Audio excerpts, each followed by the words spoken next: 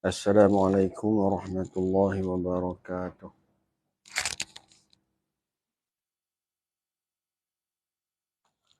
Bismillahirrahmanirrahim. Alhamdulillahi rabbil alamin. Wassalatu wassalamu ala asyrafil anbiya'i wal mursalin wa ala alihi wa sahbihi ajma'in. Subhanaka la ilma lana illa ma 'allamtana innaka antal alimul hakim. ولا حول ولا قوة إلا بالله العلي العظيم. رب اشرح لي صدري ويسر لي أمري واحلل عقدة من لساني يفقهوا قولي. لا حول ولا قوة إلا بالله العلي العظيم.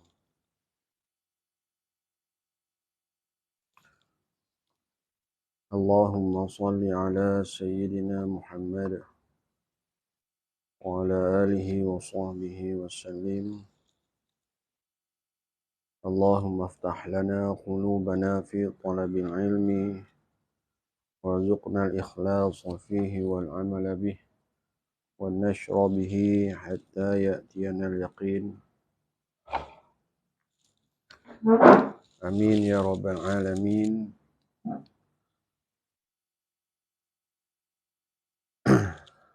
أما بعد الحمد لله.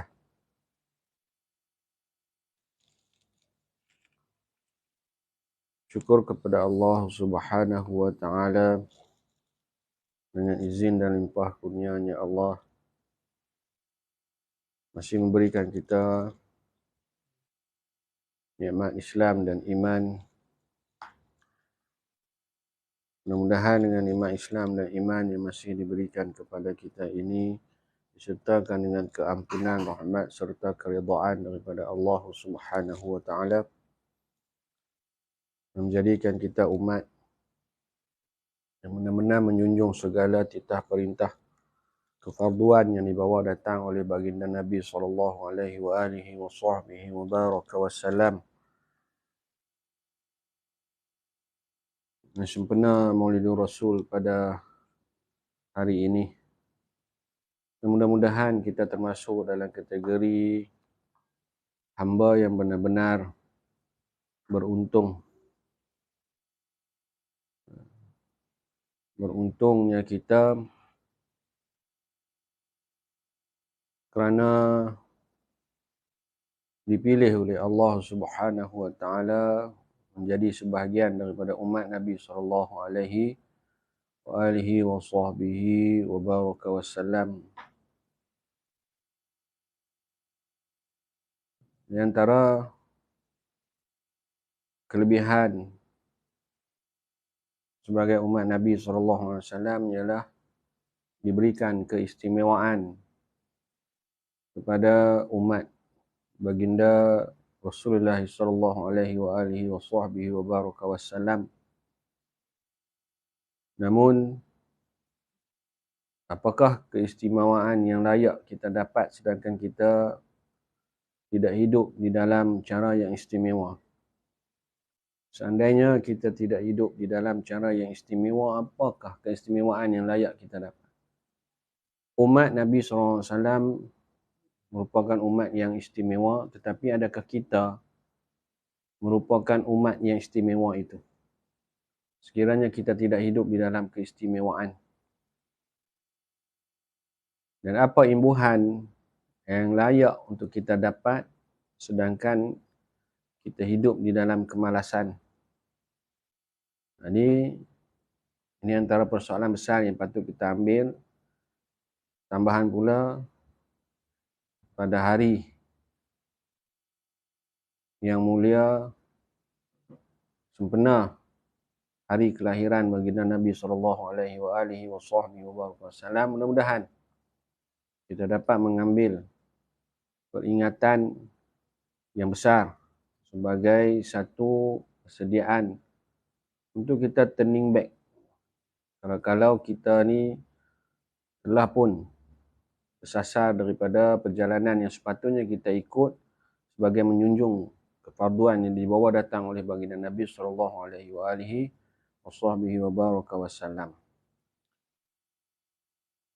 Jadi insya-Allah mudah-mudahan Allah terus memberikan kepada kita kebaikan demi kebaikan. Baik. Hari kita sambung semula.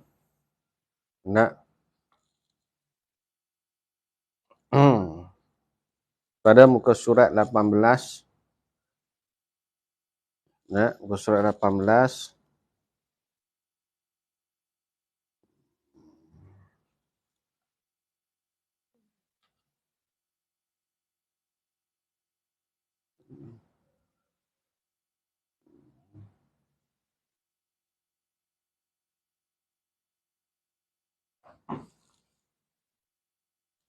Dan itulah kita sudah masuk kepada bahagian nifas.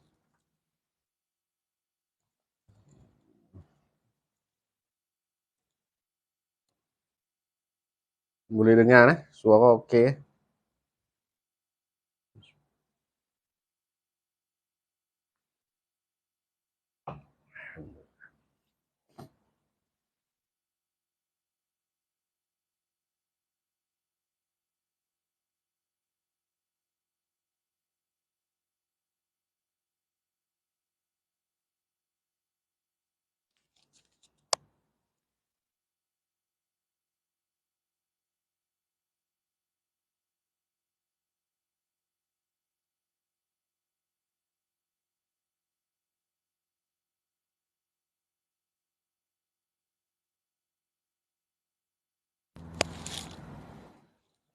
Baik.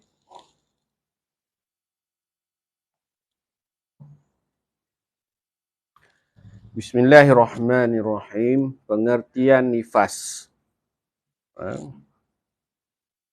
Muka surat 18, cetakan yang kita guna pakai Risalah Darah Haid, Nifas dan Istihadah. Mudah-mudahan barakah, menjadi manfaat kepada masyarakat lah. Apa yang disusun di dalam buku ini, insya-Allah doa-doakan. Pengertian nifas. Pada bahasa, nifas ialah melahirkan. Buat turunlah sikit.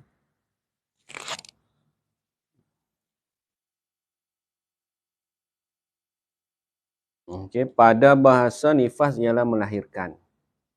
Jadi proses kelahiran ataupun proses bersalin itu sendiri dipanggil nifas.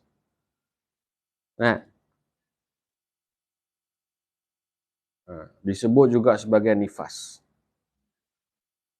Pada istilah syarak, nifas ialah darah yang keluar setelah kosong rahim daripada kehamilan. Kosong rahim. Buat tanda tu, kosong rahim tu. Nifas ialah darah yang keluar setelah kosong rahim. Patut-patut kita bolkan ni kan. Kita bolkan ni, baru senang tangkap ni. Highlightkan di situ. Nifas apa dia? Pada istilah syarak, darah yang keluar setelah kosong rahim daripada kehamilan. Daripada kandungan. Kandungan, yakni daripada jiwa. Daripada kandungan, yakni manusia tu lah. Permulaan kepada manusia itu. Jadi, kalau kita faham maksud kandungan itu ialah diri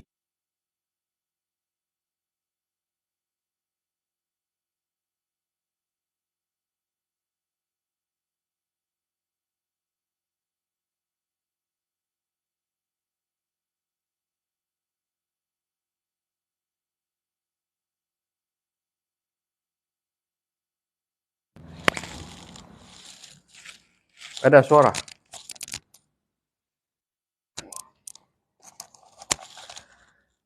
Pada istilah syarak, nifas ialah darah yang keluar setelah kosong rahim. Pada bahasa, minta maaf lah. Dia terpadam ke apa tadi, terlupa on ke apa. Pada bahasa nifas, kita ulang balik ya. Nifas ialah melahirkan. Proses kelahiran atau bersalin itu sendiri ya, disebut juga sebagai nifas.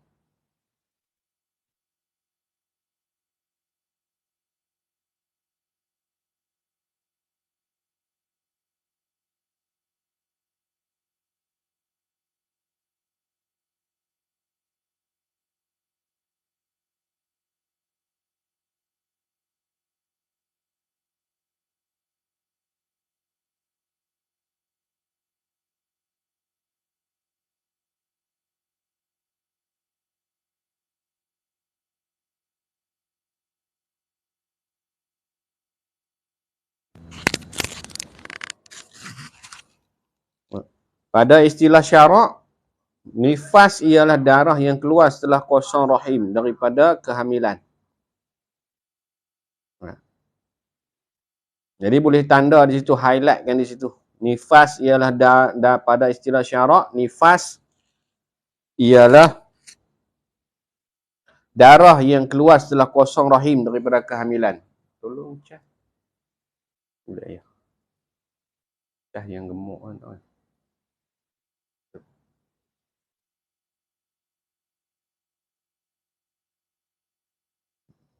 Kosong rahim daripada kehamilan. Bila tidak lagi dinamakan kehamilan,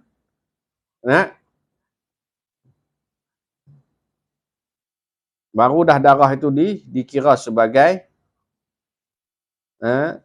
nifas. Yang disebutkan kehamilan ialah dalam rahim itu yang dikandung itu ialah diri manusia, diri awal permulaan manusia. Bahasa kasar dia sikit, ada budak lah dalam badan, dalam perut. Bahasa kasar dia gitu. Boleh highlightkan nifas ialah darah yang keluar setelah kosong rahim daripada kehamilan.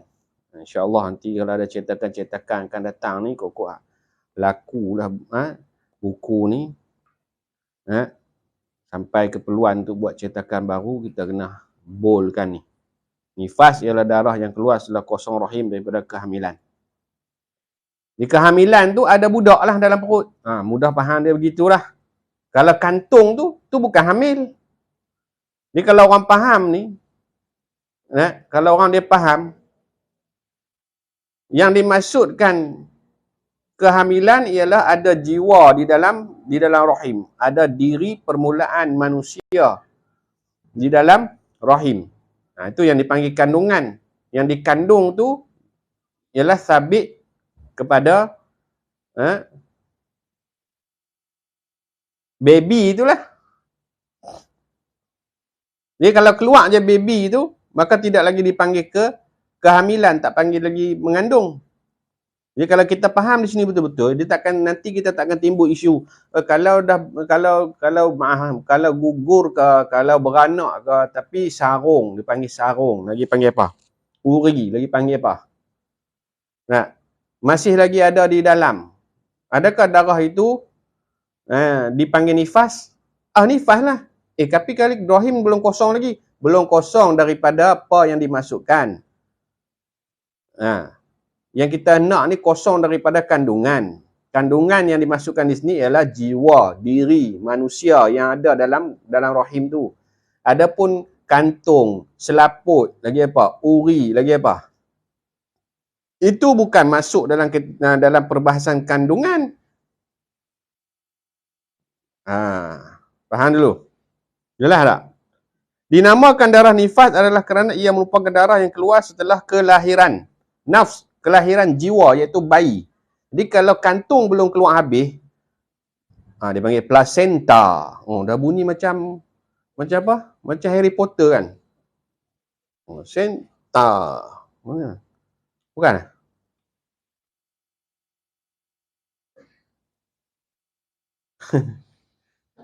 Baru pernah dengar. Dia seronok lah dia sebut.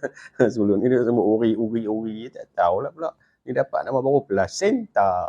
Sedap pula kan. Macam Harry Potter berlawan dengan Voldemort ke apa tu kan. Ha. Dia punya kayu tongkat tu panggil apa? Panggil apa? Mujur boleh jawab. Kalau tak boleh jawab tadi, wand. Dia pakai tu kan. Tu sorok nganga. Pantang lepang nganga. Sudah. Orang tak mau bagi yang pengantuk ya.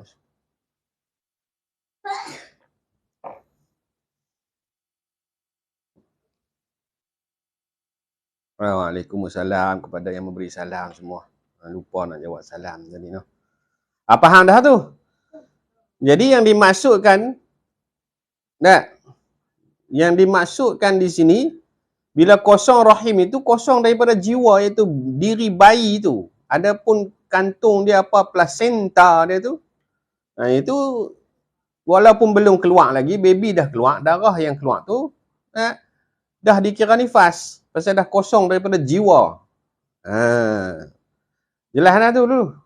Kan sebelum-sebelum ni ada yang bertanya kan, kalau uri belum habis keluar ke apa, kalau kantung dia masih lagi di dalam, darah yang keluar tu dah dikira nifas ke, pasal belum kosong lagi rahim. Belum kosong tu belum kosong pada zahir, pada bahasa belum kosong betul-betul lah, pasal ada benda lain, patut tak boleh ada lah sarung apa semua tu. Tapi yang dimaksudkan pada syarak ni, kosong tu dah tak ada baby dah kat dalam rahim. Baik. Jelas Jelas tak? Maknanya kalau baby dah keluar, walaupun kat dalam tempat kandungan, dalam rahim itu masih ada lagi tertinggal sisa-sisa daripada kantung placenta itu tadi. Darah dah keluar dah.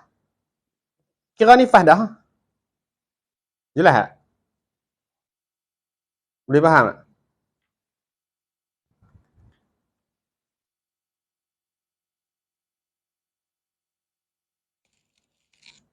Dapat?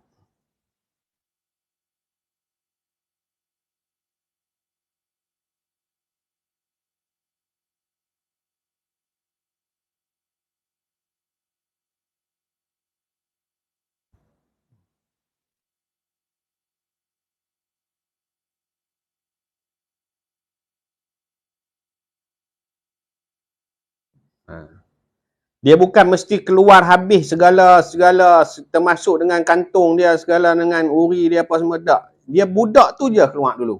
Kalau ada tertinggal lagi dah dalam tu yang bukan nama diri budak, diri baby, diri manusia, maka dia dah dikira nifas dah. Okey. Jelas Darah yang keluar semasa sakit bersalin, ini proses kelahiran. Sakit bersalin ni maknanya sewaktu berlaku proses kelahiran tu.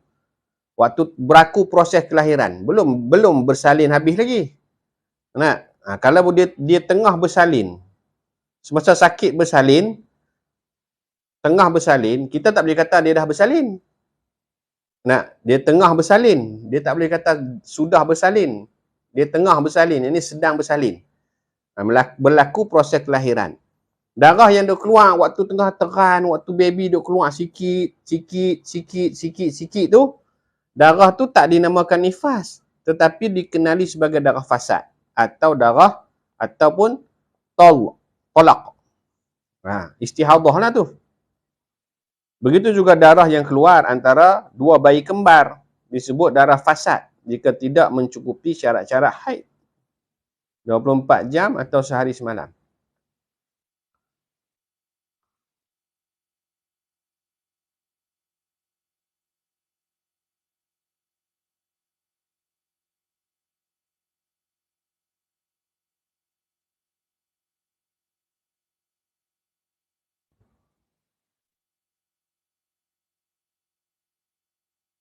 Baik. Macam mana pula ada kes yang dah keluar darah tak berhenti, ada kantung tapi memang tak ada janin. Dah 3 kali scan, kantung kosong. Jadi darah yang keluar tu nak dikatakan darah apa? Kantung kosong, dua soalan yang sama ni. Tak ada baby, cuma kantung saja. Gugur. Jadi yang dikeluar itu dikata apa? Okey. Masa mula-mula dapat tahu dikatakan apa? Dikatakan apa? Masa mula-mula tahu rupanya dalam rahim tu ada isi, ada sesuatu. Mula-mula sekali dapat tahu dikatakan apa? Dikatakan mengandung ke, ataupun dikatakan ada ketumbuhan ke, ataupun dikatakan ada sesuatu benda di dalam rahim. Macam mana dia punya perkhabaran awal. Permulaan sekali. Oh, awak didapati mengandung. Ataupun adakah dimaklumkan kepada kita awak didapati terdapat sesuatu di dalam rahim. Ataupun oh ada benda di dalam rahim awak. Tak? Mula-mula sekali bila pergi cek, oh nampak macam nak mengandung. Ataupun terus. Tak? Sebab kalau memanglah, kalau ceritanya juga daripada awal, memang tak nampak baby lagi. Cuma tanda-tanda mengandung. Jadi terus disebut sebagai mengandung. Kan? Jadi, perkhabaran awal dikatakan mengandung lah. Pasal memang kalau scan memang tak nampak apa lagi. Tapi nampak ada tanda-tanda mengandung lah. Tanda-tanda mengandung itu terus dipaham sebagai mengandung kan.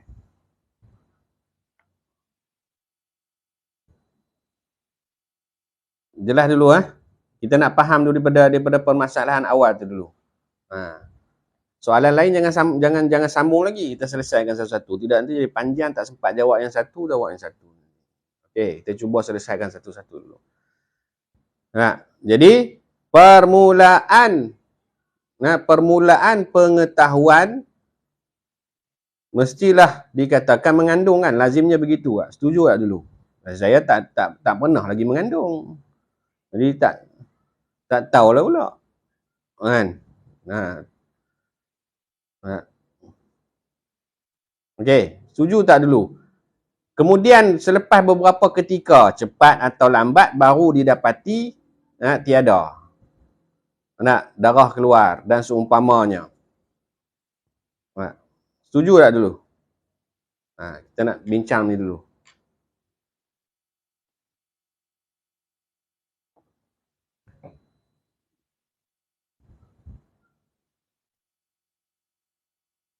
Okey, jadi permulaannya dikatakan mengandung. Kemudian bila beberapa ketika, cepat atau lambat, baru didapati bahawa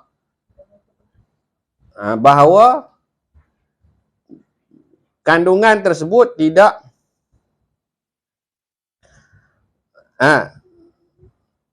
cuma pada selepas beberapa ketika yang awalnya dikatakan mengandung ni kita faham juga bahawasanya permulaan pembentukan janin yang akan berubah menjadi manusia lah. Baby kan. Okey. Jadi darah yang keluar setelah mendapati kantung itu kosong. Maka tidak berlaku lagi kandungan. Darah nifas. Nifas. Balik pada asas tadi. Di situ ada ni, sahabat kita.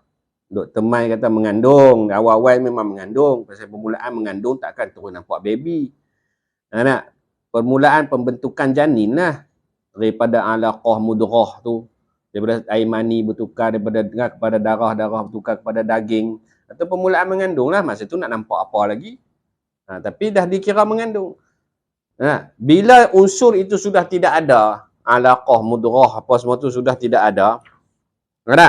Bawah nanti ada sebut nanti tu. Tapi tak apa, soalan dah keluar awal. Sebab tu kita kata kalau boleh soalan tunggu dulu sampai saya buka soalan.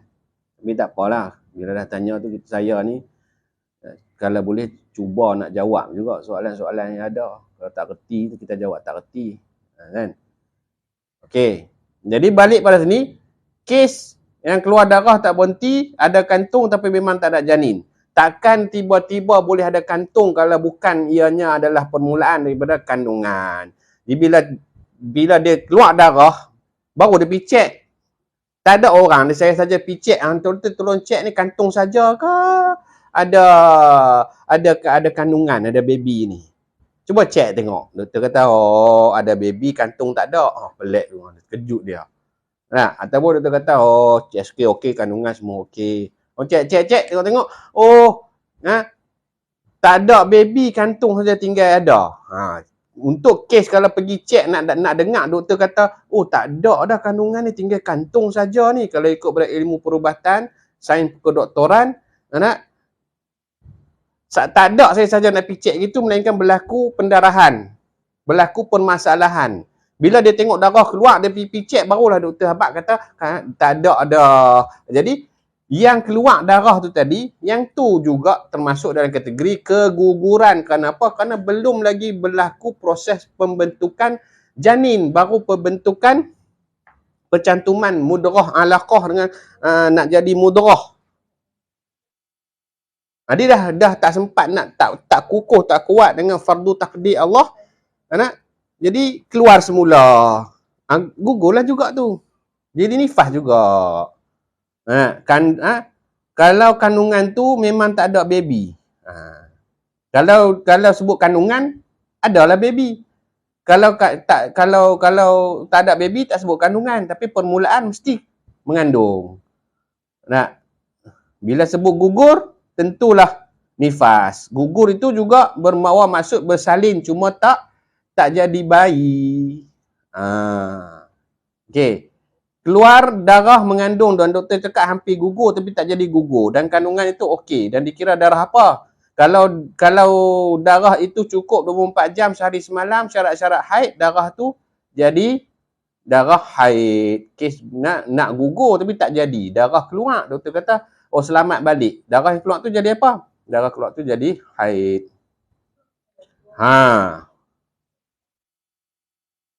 Okey.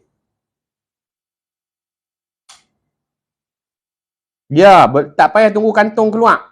Baby selamat keluar je, ataupun yang dikatakan jiwa yang dikandung tu sebagai jiwa permulaan manusia, kalau yang tu yang keluar tapi kantung belum keluar, nifas dah.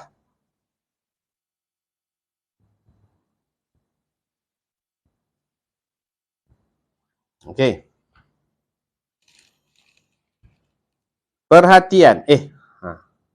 Perhatian, bersalin bukan hanya keluar bayi semata-mata. Namun termasuk juga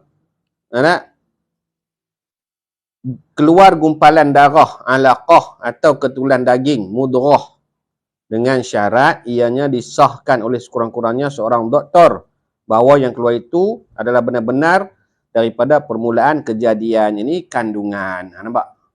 Kat situ. Bersalin juga adalah dengan masuk kosong bersih rahim daripada kandungan, termasuk keguguran, kerana keguguran itu memberi maksud telah kosong rahim dari isinya, dari isi kandungan. Jika 24 jam sebelum bersalin itu telah keluar darah, maka ia darah yang keluar 24 jam sebelum bersalin sah dihukum sebagai haid. Dia kata rujuk contoh 10 akan datang. Contoh 10 nanti. Ini darah yang keluar 24 jam sebelum rasa sakit nak bersalin nanti. Jelas dulu takat ni. Okey? Jelas dulu.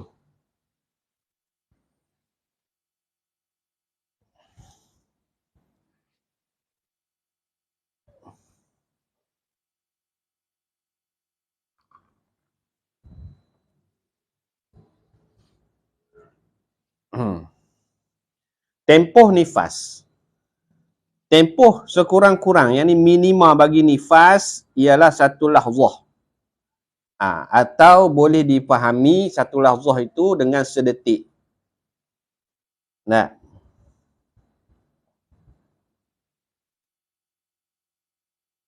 Okey. Lahzah, 1 lahzah ni boleh kita ambil faham dengan maksud sedetik.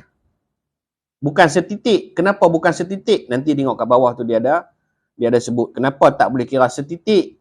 Yang tepatnya, kenapa kira sedetik? Sebab sedetik dengan setitik tak sama. Setitik tu mungkin ambil masa 2-3 saat. Nak keluar setitik. Setuju tak? Setitik ni, dia boleh jadi lama daripada sedetik. Kerana untuk keluar setitik, tak semestinya kena laju. Mungkin dia jadi lambat, baru keluar setitik. Berbanding dengan sedetik. Sebab lafzah ni, dia kait dengan apa? Nanti dia ada sebut kat bawah tu. Cuma faham dulu awal ni, sekurang-kurang minima bagi nifas ialah satu lafzah. Boleh dipahami dengan sedetik. Tempoh paling lama, yakni maksima nifas ialah 60 hari, 60 malam. Tempoh paling lama maksima nifas ialah 60 hari, 60 malam. Kebiasaan tempoh nifas 40 hari. Biasanya tempoh nifas ni 40 hari. Kebiasaan lah. Kurang lebih. Tempoh maksima 60 hari 60 malam bagi nifas itu adalah bermula dari waktu kelahiran bayi, iaitu setelah keluar keseluruhan tubuh bayi. Keluar keseluruhan tubuh bayi, bukan keluar keseluruhan apa yang ada di dalam rahim termasuk dengan kantung dan seumpamanya. Yang diambil kira tubuh bayi itu. Jiwa yang dikandungkan tu. Adapun bermula hukum nifas ialah pada permulaan keluar darah setelah bersalin, setelah kosong rahim. Yang ni daripada kandungan, daripada baby lah, senang. Rujuk contoh 9. Kita tengok contoh 9. Seorang wanita melahirkan anak pada 1 hari bulan dan tiada darah mengiringi keluar selepas melahirkan.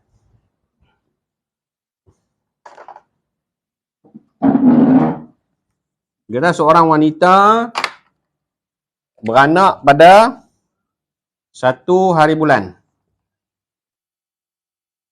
1 hari bulan. Nampak kat whiteboard? Nampak? Tiada darah selepas bersalin.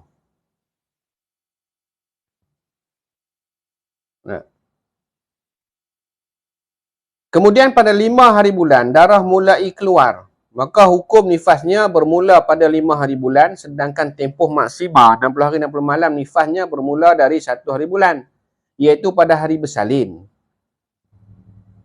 Dia kata 5 hari bulan, 5 hari bulan baru datang darah.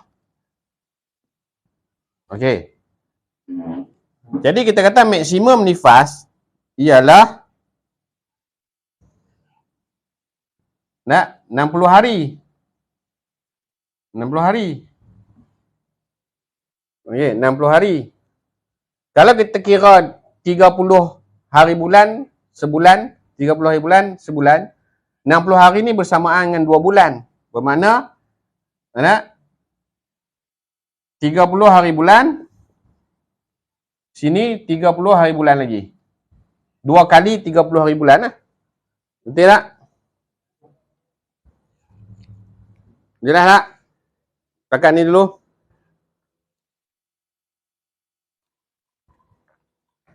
Jadi, selepas dia bersalin, tak ada darah. 5 hari bulan, baru ada darah. Tengok dia kata apa. Waktu berselang daripada hari bersalin dan hari mula keluar darah dikira sebagai tempoh suci di dalam nifas dan wajib mandi hadas kerana melahirkan, yakni wiladah, serta wajib solat, puasa jika Ramadan dan halal jima' serta lain-lain ibadah berkait suci. Namun apabila keluar darah pada 5 hari bulan itu, solat atau puasa pada 1 hari bulan setelah melahirkan hingga 5 hari bulan terbatal kerana tempoh tersebut juga dihukum sebagai nifas. Solat tidak wajib qada tapi puasa wajib qada. Jelas takat ni? Dia kata apa? Kita nak cerita tempoh nifas. Ni dalam perbahasan tempoh nifas. Contoh ini untuk menceritakan, menjelaskan berkaitan tempoh bagi nifas yang kata 60 hari 60 malam. 60 hari 60 malam bermula daripada dia selesai bersalin. Kalau 1 hari bulan dia selesai bersalin, bermakna tempoh 60 hari bagi dia adalah sehingga 30 hari bulan yang kedua. Satu hari bulan dia lahir, kita kata satu hari bulan apa? Satu hari bulan Syawal. Okey. Bermakna tempoh 60 hari bagi dia adalah sehingga 30 hari bulan apa? Lepas Syawal apa? Lepas Syawal.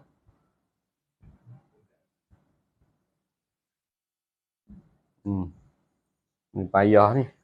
Saya tanya aja tak jawab. Saya tak tanya bukan main lagi menjawab. Lepas Syawal apa? Ramadan balik. Pasal sekejap lagi boleh Syawal balik. Lepas Syawal apa? Apa dia? Bermakna tempoh 60 hari untuk dihukumkan sebagai nifas bagi perempuan yang bersalin pada 1 Syawal tadi ialah sehingga 30. Mujak jawab betul. Zulkaidah. Okey. Yang ni dia kena set dulu. Aku paling lama boleh nifas sehingga 30 Zulkaidah. Itu tempoh 60 hari 60 malam dia bermula daripada dia selesai bersalin. Tapi hukum nifas tu lain pula. Nak kena tengok. Tadi di dalam kes ini, selepas dia beranak pada 1 hari bulan, dia tak ada darah. Bila tak ada darah, bila tidak ada darah, maka daripada 1 hari bulan sehingga 5 hari bulan yang tak ada darah tu, dia hukum apa? Hukum suci. Suci di dalam tempoh nifas. Kan tempoh nifas dia ada sampai 30 Zulkaidah kan? 2 Syawal, 3 Syawal, 4 Syawal, itu tempoh suci di dalam tempoh nifas. Lepas dia bersalin tu tengok tak ada darah dah, mandi lah. Mandi. Kalau tak kerana nifas pun mandi kerana bersalin tu. Mandi, boleh solat, boleh puasa, bukan boleh solat, wajib solat, wajib puasa. Kalau Ramadan ni kita Syawal dia boleh lah puasa qadha ke, puasa 6 ke. Tak? Okey. Tiba-tiba 5 hari bulan darah mula keluar semula. Bila mula keluar semula, di sini bermula hukum nifas. Di sini bermula tempoh nifas. Selesai bersalin dipanggil bermula tempoh nifas. Kalau tak ada darah, tak hukumlah nifas lagi. Tapi tempoh nifas dah bermula. Bila mula keluar darah, baru bermula hukum nifas.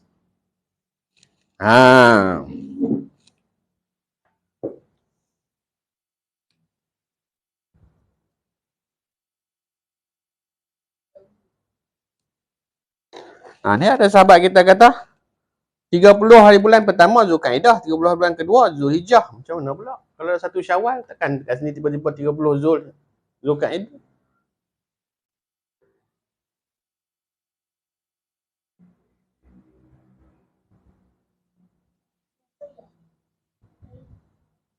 Kau saya salah?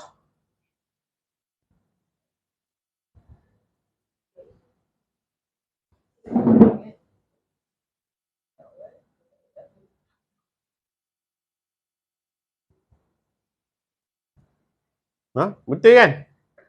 Tempoh dia last sampai 30 Zulkaidah. Pening dah kita pun.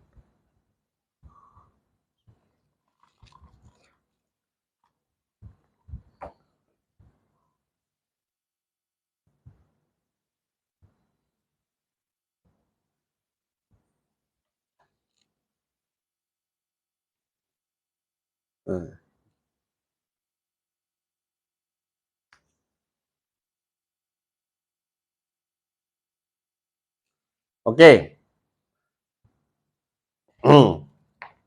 Faham dulu. Kalau lepas dia bersalin, darah tak keluar lagi, dia hukum suci. Tapi suci tu di dalam tempoh nifas tak? Di dalam tempoh nifas. Kenapa? Kerana bermula tempoh nifas selepas dia selesai bersalin.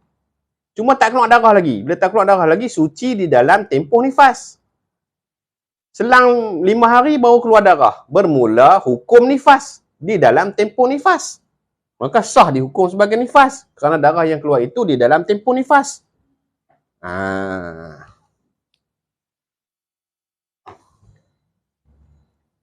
Dah tak apa, dia tersilap. Tak apa, tak ada masalah. Mereka tu mengusik je tu. Nak gatai dah tangan seminggu tunggu nak komen. Nak nganga, nak komen, nak nganga, nak komen, nak nganga. Tak ada apa pun dia nak komen juga. Nak? Biasalah tu. Tak ada apa lah. Terus duk ambil hati dengan mereka ni. Nak? Buat-buat tak ada hati sudah. Buat tak reti je.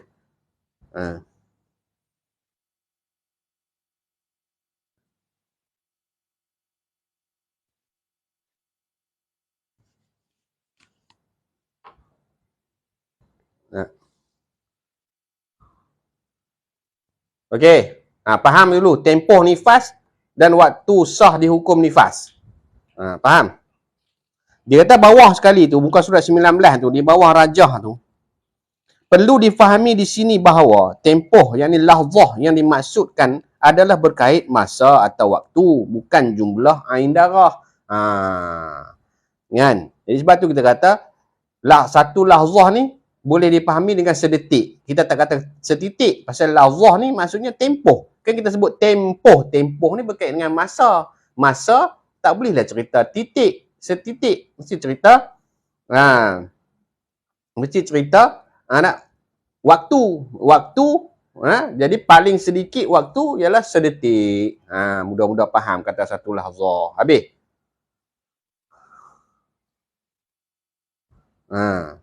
Jelas dulu. Habis. Permasalahan muka surat 20. Jika darah yang keluar daripada wanita yang hamil itu menepati syarat-syarat haid 24 jam atau sehari semalam, maka darah tersebut sah dihukum sebagai haid. Yang ini banyak kali kita sebut dah. Darah yang keluar daripada wanita yang hamil beserta rasa sakit hendak bersalin tidak dikira sebagai haid kecuali jika bersambung dengan darah sebelumnya, sebelum rasa sakit nak bersalin yang menepati syarat haid. Dia kata, bukanlah dia kata, saya lah kata. Orang mengandung ni, dalam mazhab Syafi'i lah ni, kita cerita mazhab Syafi'i ni, fiqh mazhab Syafi'i ni. Orang yang mengandung, kalau dia keluar darah yang keluar tu cukup syarat haid. Syarat haid apa? 24 jam. Syarat haid 24 jam atau 1 hari 1 malam. Untuk orang mengandung, kalau datang darah tu keluar waktu dia tengah mengandung. Orang mengandung ni tiba-tiba keluar darah. Darah yang keluar daripada orang yang tengah mengandung. Orang tengah mengandung keluar darah. Faham tak lagi?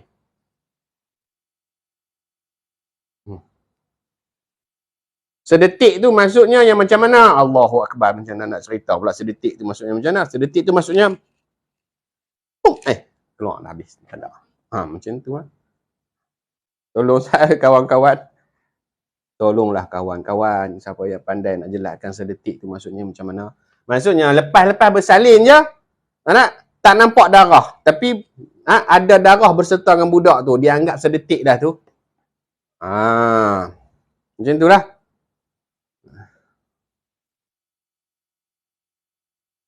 Jadi, kira darah keluar lagi pada 1 Zulhijjah, kira darah penyakit lah kan. Umumnya macam tu. Kalau darah yang keluar, selepas daripada 30 Zulkaidah, dah termasuk istihadah. Tapi boleh jadi, dalam tempoh, walaupun dalam tempoh 60 hari ni, boleh jadi dia bukan nifas lagi. Itu nanti kita ceritalah sekejap lagi ke kalau sempat. Minggu depan ke. Sekelip mata pun boleh faham juga lah. Sekelip mata tu pun gitu kan. Jangan berkelip-kelip.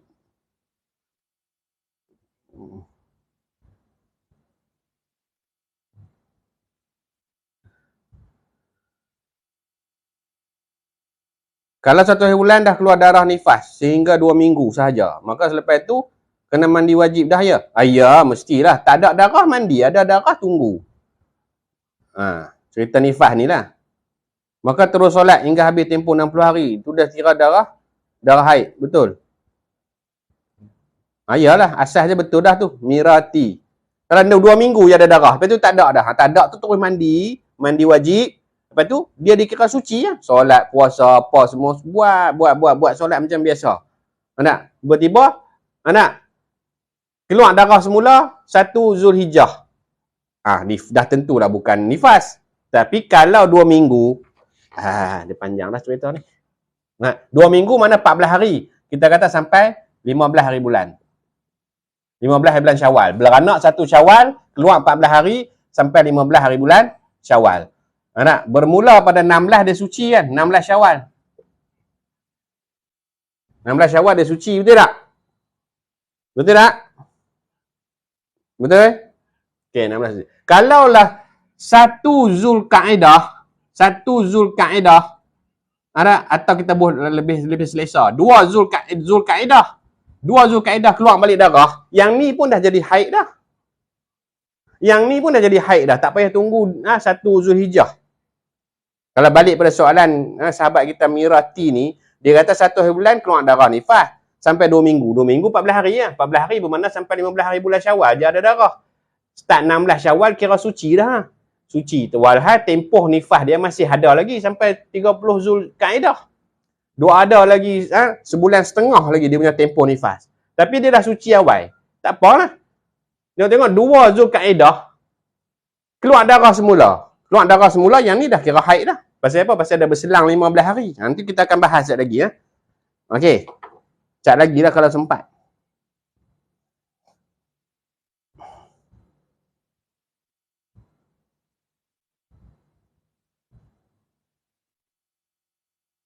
Kalau doktor kata sisa haid tak boleh pakai, cakap doktor kalau sisa haid. Kalau sebelum tu bukan haid, tak bersambung dengan haid. Pasal tak cukup syarat haid kan? Kita ambil syarak dulu.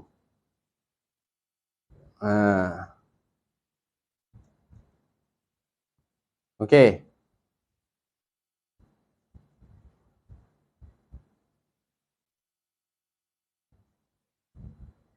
Sat lagi. Soalan ni semua ada jawapan kat dalam buku ni kalau kita dengar satu-satu. Okey. Stop dulu soalan lah. Minta tolong Ustaz. Ni soalan ni. Ustaz, macam mana kalau dalam tempoh hamil tu keluar darah haid, cukup syarat haid, selepas 3 hari tu keguguran. Macam mana nak hukumnya Ustaz? Yang darah haid, darah haid sebelum tu bersambung dengan darah nifas. Sekejap lagi kita cerita. Stop Ustaz nah. Stop Ustaz. Apa ni soalan. Ada jawapan ni semua ada ni. Soalan yang sahabat-sahabat sekalian tulis ni, jawapan dia ada terang-terang dalam buku ni kalau kita baca satu-satu je lagi. Keputihan kuning sepanjang masa. Bila hari nak tanya kalau jenis keputihan kering kuning sepanjang masa. Bila hari ke-59 kita dah kering nifas. Jadi hari ke-60 tu wajib ke tak cek nifas? Sebab kita tadi kan keputihan kuning berpanjangan tu. Atau bila kita dah kering nifas ke hari 99 kita tak perlu cek. Walau kita tahu kalau kita cek dengan kapal mesti ada keputihan kuning tu. Wajib cek juga. Untuk kepastian.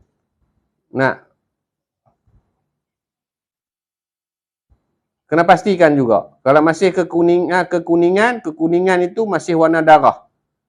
Maka di dalam tempoh nifas, maka dikira nifas. Kalau masih lagi dalam hukum nifas, belum berselang 15 hari, 15 malam dalam tempoh nifas untuk bertukar kepada hukum haid. Okey.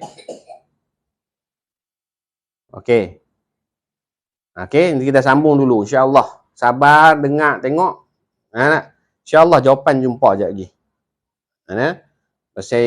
Pasal yang soalan yang ditanya, jawapan yang diberikan itu pun adalah daripada hasil kepahaman dan pengajian yang ada dalam kitab-kitab. Dan apa yang ada dalam kitab, kita dah masukkan dalam buku ni juga. InsyaAllah, nanti kita akan jumpa soalan dan jawapan tu. Okey, baik. Pertama,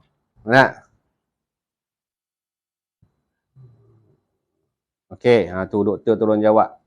Bab tadi transmitter apa benda tu.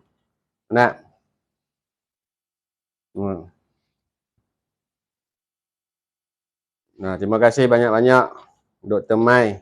Allahu Akbar. Hujung lah. Ada lah juga tu. Tapi nak sebut tak reti ni. Trimester scan janin adalah keguguran terancam. Apa benda nak sebut ni? Threatened ke apa? Miscarriage. Doktor pun boh lah bahasa mudah sikit. Senang nak sebut. Tapi yang senang tadi placenta tu senang. Terima kasih doktor. Tu mudah-mudahan dapatlah jawapan tu bagusnya. Alhamdulillah. Baik, sambung balik lah. Stop dulu soalan. Minta tolong sangat-sangat lah. Minta tolong sangat-sangat. Okey. Dia kata, siapa yang kata ni? Apa dia kata tadi? Lupa dah. Ya Allah. Bismillah. Minum dulu.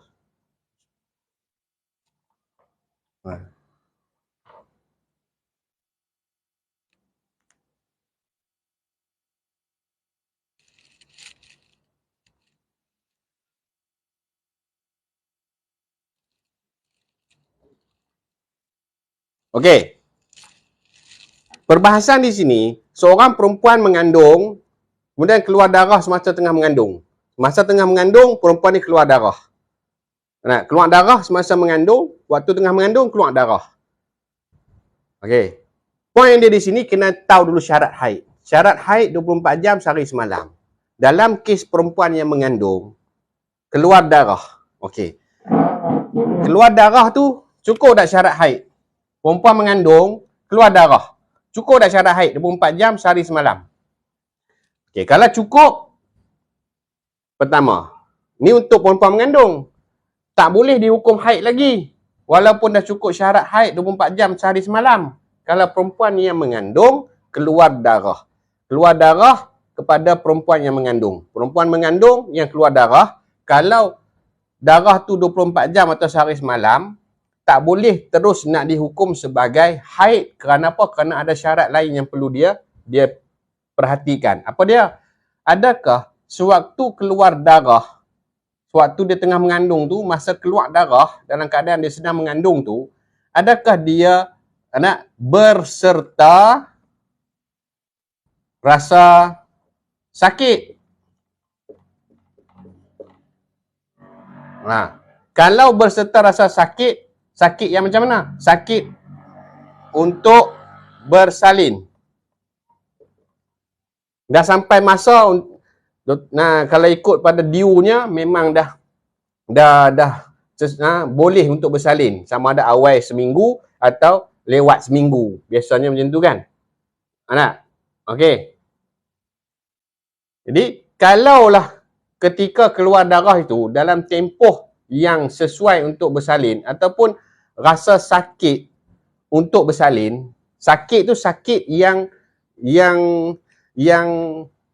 menjadi tanda untuk keluarnya baby. Sama ada bersalin dalam keadaan elok ataupun dalam keadaan sakit, keluar darah waktu tengah mengandung, keluar darah tapi rasa sakit. Sakit untuk bersalin. Bersalin ni, tuan-tuan, puan-puan, ibu-ibu, ayah-ayah, kena faham. Bersalin di sini, jangan kita sempitkan kepahaman bersalin hanya dengan maksud 9 bulan bersalin, anak tu elok, baby yang dilahirkan tu elok. Tak, bersalin di sini juga termasuk di dalam bicara gugur. Cuma bila gugur, kenapa tak disebut bersalin? Kerana gugur ni tentu tak hidup. Maaf cakap ni kita cerita hukum. Saya bukan nak menjatuhkan mana-mana pihak ataupun ingin menggurih perasaan mana-mana. Cuma kita nak faham, bersalin ni maknanya keluar apa yang ada dalam rahim sebagai nama kandungan itu keluar. Itu panggil bersalin. So, hidup ataupun tidak. Kalau tempoh waktu yang sah, yang sesuai untuk bersalin, tapi untuk keluar, tapi fardu takdir, meninggal kelahiran itu, dipanggil bersalin mati. Faham tak dulu? Tapi kalau bukan dalam tempoh masa yang sesuai untuk baru 3 bulan, baru 4 bulan, baru 5 bulan, tiba-tiba keluar apa yang dikandung tu keluar. Keluar. Sebenarnya bersalin juga tu, cuma tak hidup dan bukan dalam tempoh yang cukup untuk untuk satu-satu kandungan, maka tak disebut bersalin, yang lebih sesuai digunakan sebagai gugur. Faham tak dulu? Ibu-ibu ayah faham tak dulu? Faham? Faham tak dulu yang kita kena faham maksud bersalin ni? Bersalin yang kita nak pada kepahaman berkaitan dengan hukum yang nak dikaitkan kepada nifas tu nanti. Ibu ayah faham tak?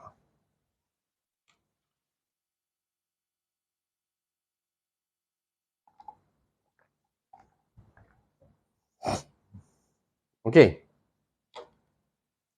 Jadi yang kita nakkan di situ maksud bersalin tu ialah keluar apa yang sedang dikandung daripada namanya nafs, jiwa yang berpunca daripada gumpalan darah, alaqah dan ketulan yang berubah menjadi mudrah.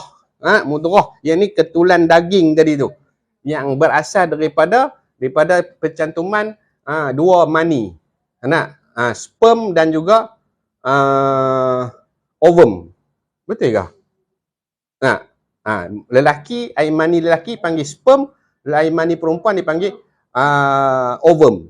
Padahal dua-dua ni istilah syaraknya air mani. Sebab tu lelaki ada mani, perempuan ada mani. Pencantuman dua mani inilah, sperm dan ovum ni, dengan izin Allah berlakulah pensenyawaan dia panggil. Pensenyawaan tu kita panggil mengandung.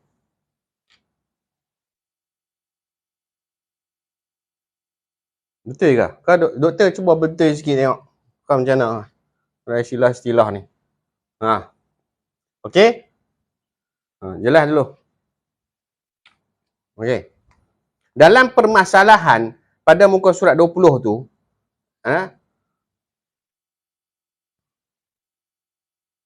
okey, permasalahan sperm keluar daripada testis, ovum keluar daripada ovari. Sama-sama kantung kantung telur dah dipanggil telur yang membiakkan mani lah. Kan? Betul lah? Betul ya kalau salah. Okey. Jadi orang yang tengah mengandung ni bila keluar darah, pertama kena tengok betul lah 24 jam atau sehari malam tu syarat haid. Tetapi bagi orang mengandung, dia kena tengok pula berserta rasa sakit tak? Sakit yang macam mana? Sakit untuk bersalin.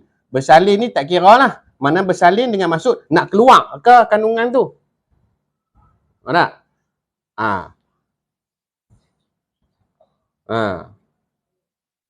Okey. Awak hampa semua sakit perut lapak pula dah kah? Dengar cerita sakit perut lapak.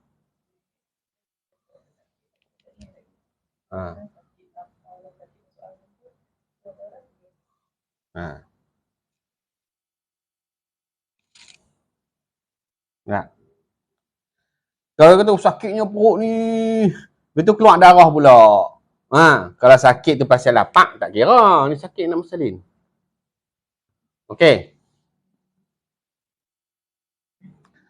Bila dia tengok darah keluar tengah mengandung, kalau berserta rasa sakit tu bila pergi hospital ke apa ke, biasa kalau orang mengandung ni tiba-tiba keluar darah, kalau dia rasa sakit, tak pun kalau dia ni ada panik sikit, datang darah aja risau dah, pergi hospital dah. Jumpa doktor kata tak ada, ini ada masalah sikit, keluar darah aja, tak ada masalah apa. Walaupun dia tak sakit. Apalagi kalau tiba-tiba tengah mengandung keluar darah rasa sakit. Pergi hospital, doktor sahkan tak ada, ini sakit ni pasal bukan tak ada tanda-tanda nak bersalin pun. Walau sakit tapi bukan tanda-tanda nak bersalin dan bukan tanda-tanda nak keluar apa yang sedang dikandung tu, barulah sah sebagai haid bagi orang yang mengandung. Okey. Jelas dah dulu? Jelas dah setakat ni dulu? Okey.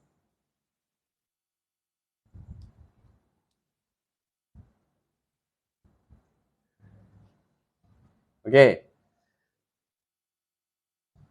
Kalau sakit dan sakit tu berserta rasa nak bersalin, maka tak dikira sebagai darah haid. tak boleh dah kira sebagai haid. Okey, jelas. Kita tengok contoh 10 dulu. Seorang wanita yang hamil keluar darah selama 3 hari tanpa rasa sakit, tidak bersalin. Kemudian pada penghujung hari ketiga, dia perempuan yang hamil yang keluar darah tadi tu merasa sakit hendak bersalin. Seterusnya dia pun melahirkan anak. Maka darah 3 hari sebelum bersalin itu diukur sebagai haid jika memenuhi syarat haid. Dan darah setelah bersalin itu diukur sebagai nifas. Ini bermaksud jika 24 jam sebelum rasa sakit hendak bersalin itu telah keluar darah, maka sah dihukum darah tersebut sebagai haid. Yang ketiga, darah yang keluar dari wanita yang hamil berserta rasa sakit hendak bersalin tanpa didahului oleh haid dinamakan darah fasad atau talaq, darah istihadah. Seperti wanita hamil yang keluar darah pada jam 8 pagi berserta rasa sakit hendak bersalin. Darah tersebut keluar sehingga jam 8 pagi keesokan harinya. Kemudian baru bersalin. Darah tersebut tidak dikira sebagai haid kerana disertai rasa sakit yang ini telah melalui fasa bersalin. Ia darah itu dinamakan darah fasad atau darah talaq. Maka pada tempoh tersebut tetap menanggung kewajipan solat, puasa dan lain-lain ibadah berkait suci. Okey, yang ni pula. Kes ni pula. Kita kata, kalau dia tengah mengandung, darah keluar, dapat 24 jam sehari semalam, tanpa rasa sakit yang memberi tanda untuk keluar apa yang sedang dia kandung, maka sah sebagai haid. Okey, kalaulah tengah keluar darah, belum cukup 24 jam, ada rasa sakit yang memberi tanda akan keluar apa yang sedang dia kandung, maka tak dikira haid. Pasal keluar darah beserta rasa sakit. Kalau sempat dapat 24 jam atau sehari satu malam, selepas dapat syarat haid 24 jam sehari semalam, baru sakit, maka sah haid. Sebab dah sempat dapat syarat haid dan tidak ada rasa sakit waktu mencukupkan 24 jam atau sehari semalam ni. Baru rasa sakit nak bersalin. Masa sakit nak bersalin tu masih menanggung hukum haid sampailah dia selesai bersalin. Bila dia selesai bersalin, bersambunglah haid dan nifas. Okey. Misalnya contoh 10 tadi. Tapi kalaulah dia awal-awal rasa sakit, turun darah berserta rasa sakit, masuk hospital, masuk labor room, tak beranak-ranak lagi tapi rasa sakit dan keluar darah. Sepanjang rasa sakit dan keluar darah itu semua dihukum sebagai istihadah. Istihadah. Dan istihadah ni maksudnya suci. Tanggunglah hukum solat, puasa kalau masih bulan puasa apa semua, tanggung. Bila dia beranak baru jadi nifas. Jelas tak dulu ni? Jelas? Boleh faham?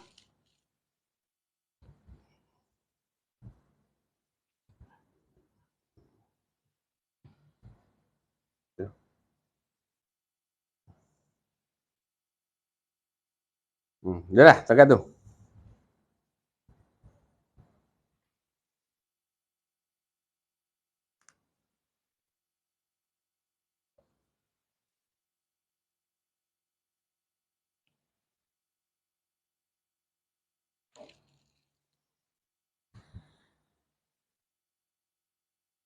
Jelas?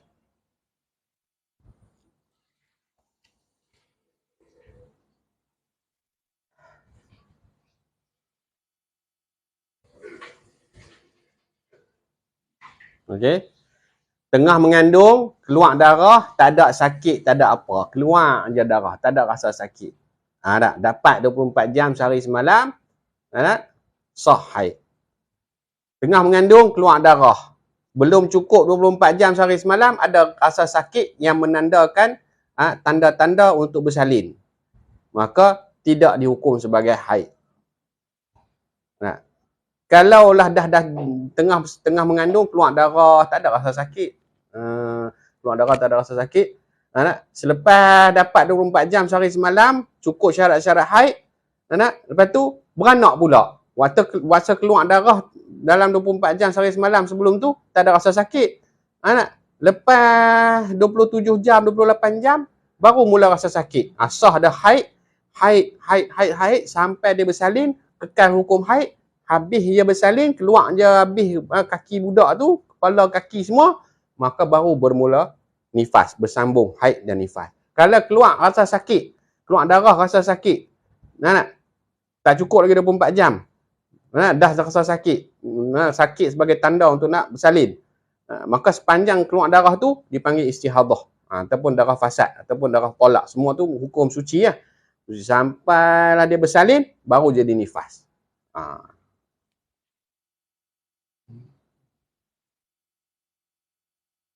Nifas, bila sebut gugur dia mesti dia kait dengan kandungan. Bila kait dengan kandungan, maka dia kait kepada nifas. Boleh faham lah?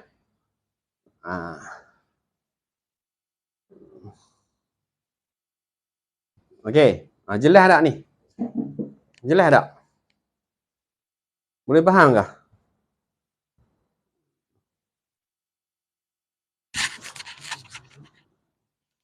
Ibu-ibu, ayah-ayah faham ke? Ayah-ayah tak apa sangat ni, ibu-ibu ni.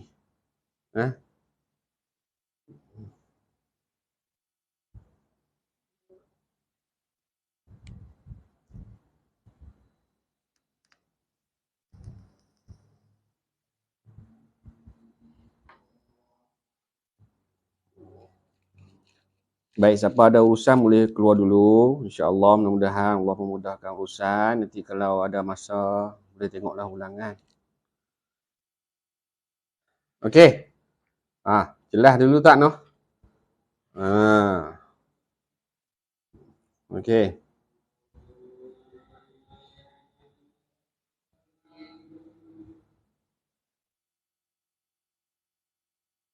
Nain siapa yang tak jelas, tak clear ni?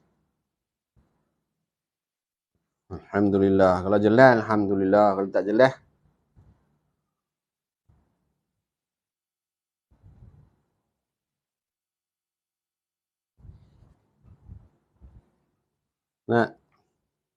tolonglah buat gambar baby keluar lah, apa kaki keluar dulu ke, tangan keluar dulu ke, kepala keluar dulu ke.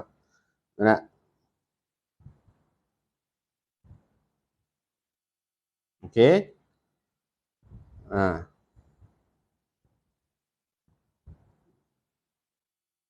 Mudah-mudahan fahamlah. Saya pun tak tahu macam mana cara nak menyampaikan lagi, nak berkongsi kan. Tapi begitulah. Begitulah apa yang boleh kita kongsikan, macam itulah. Nak bagi faham kata nifas ni apa. Yang kata nak hukum nifas tu macam mana keadaannya, yang macam mana keadaannya yang tak boleh dihukum nifas. Mudah-mudahan dapatlah dipahami, insya-Allah. Kalau dapat faham tu alhamdulillah, biiznillah, dengan izin Allah. Mudah-mudahan menjadi manfaat lah, insya-Allah. Saya pun bimbang juga pasal ialah benda yang bukan berlaku ke atas diri saya, yang tak terkait dengan diri saya. Pasal apa? Pasal ialah saya ni lelaki tentunya, tapi pun begitu, apa yang diizin oleh Allah tentunya ada sebab, dan sebabnya tidak lain tidak bukan mestilah untuk dijadikan manfaat. Manfaatnya untuk apa? Bukanlah untuk saya pun manfaat tu secara khususnya, tetapi mudah-mudahan dia menjadi manfaat kepada orang lain. Ada asbab saja. Jadi tolong doakan untuk kita bersama, doakan juga untuk saya. Okey, jelas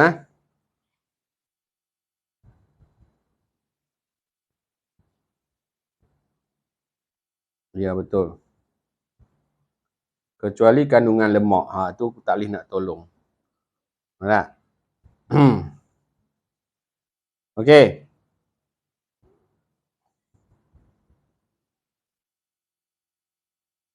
Okey, jelas. Boleh sambung lagi ke? Kan nak berhenti dah. Boleh sambung lagi tak? Kalau boleh sambung lagi, saya sambung lah. Suci antara nifas dan haid ni. Bagi habis terus bab nifas ni. Boleh tak? Faham tak? Macam mana?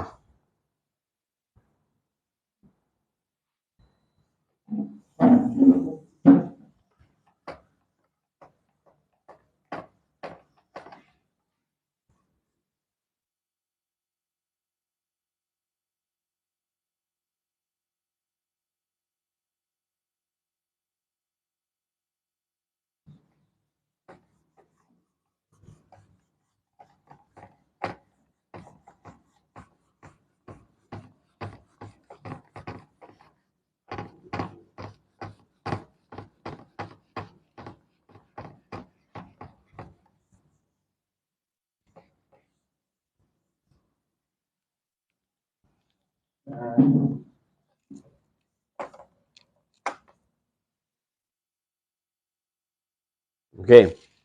Muka surat 21. Suci antara nifas dan haid. Suci antara nifas dan haid. Nifas dulu baru haid. Suci antara nifas dan haid. Suci antara nifas dan haid dalam tempoh nifas, iaitu 15 hari 15 malam. Okey. Siapa ada urusan boleh keluar dulu, tak apa. Nak.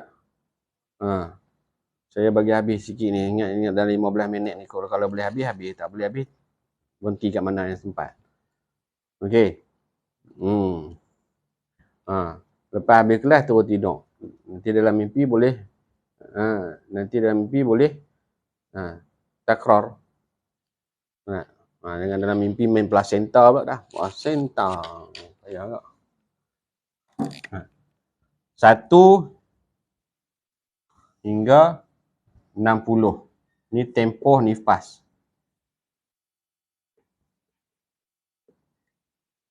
Tempoh nifas 60 hari ya. Okey.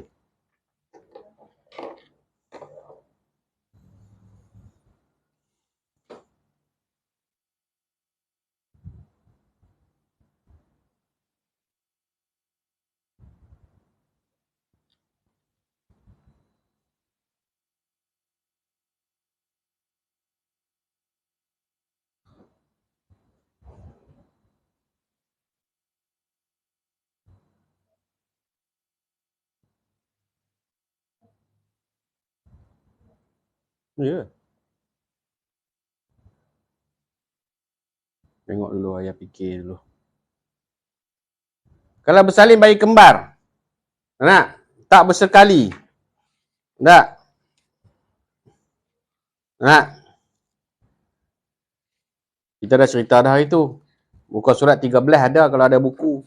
Nak? Persoalan 2. Tapi tak apalah, dah tanya. Kita jawab sikit dah. Kalau keluar bayi pertama, pukul, dia kata apa? Pukul 4 petang. 4 petang, bayi pertama. 5 petang, bayi kedua.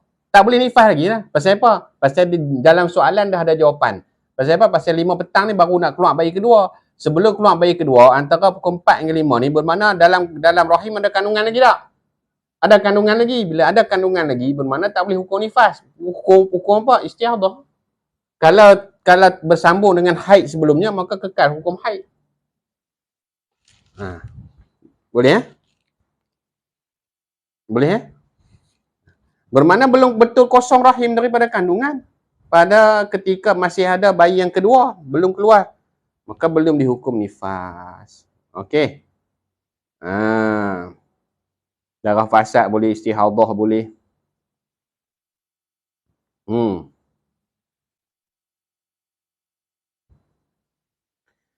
hari sakit baru nak keluar. Ya, fasad juga. Pasal fasad ke istihadah ni tak mestinya kena kurang 24 jam. Tak? Okey.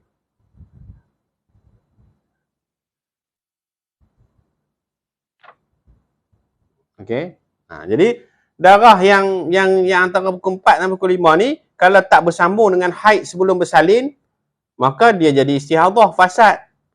Kalau dia bersambung dengan haid sebelum bersalin, macam mana bersambung dengan haid sebelum bersalin? Sebelum bersalin keluar darah, waktu sebelum bersalin keluar darah tak rasa sakit.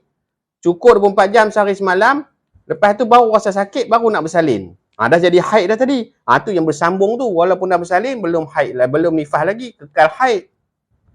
Selesai beranak yang kedua, barulah hukum nifas. Kalau tak bersambung dengan haid, dia kekal, dia jadi istihadah, fasad saja. Jelas tu? Okey, tempoh nifas.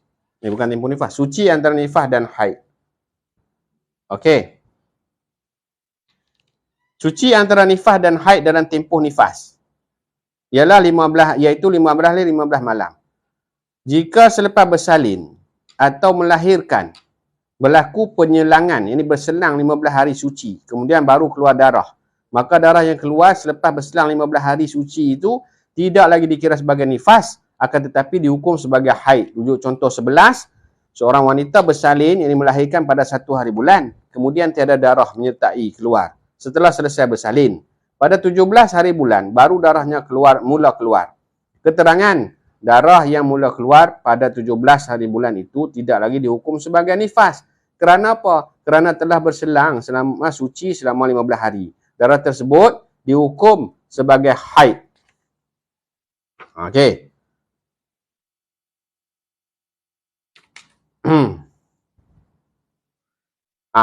Yang ni dalam tempoh nifas. Tempoh nifas kita kata ada 60 hari. 60 hari. 1 Syawal sampai Zulkaidah.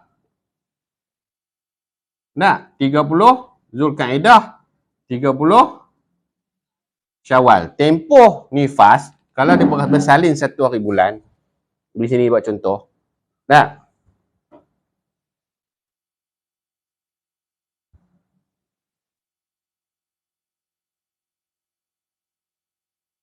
Okey. Contoh di sini, dia beranak 1 hari bulan. 1 hari bulan ni bersalin. Lepas bersalin, tiada darah. Okey, dia kena mandi tak? Kena mandi. Tak?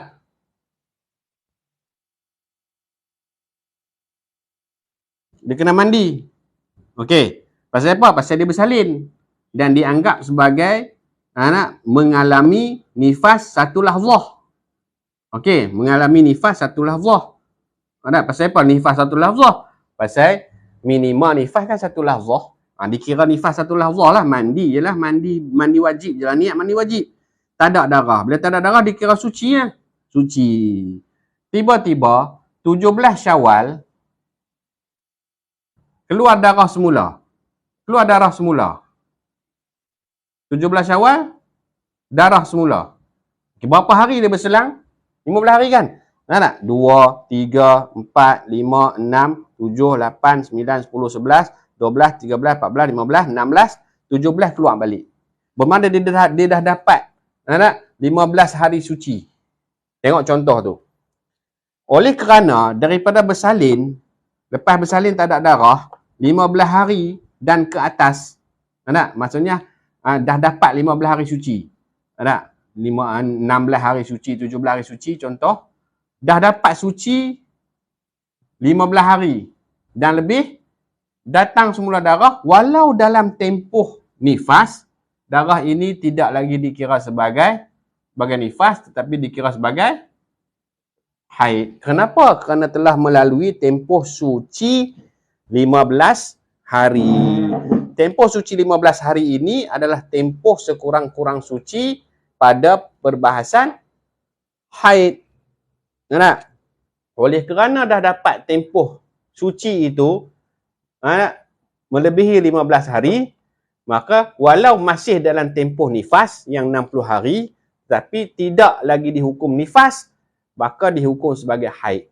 Kalau dia keluar semula darah dalam keadaan dia belum dapat suci 15 hari, ya, masih dihukum sebagai nifas. Jelas dulu?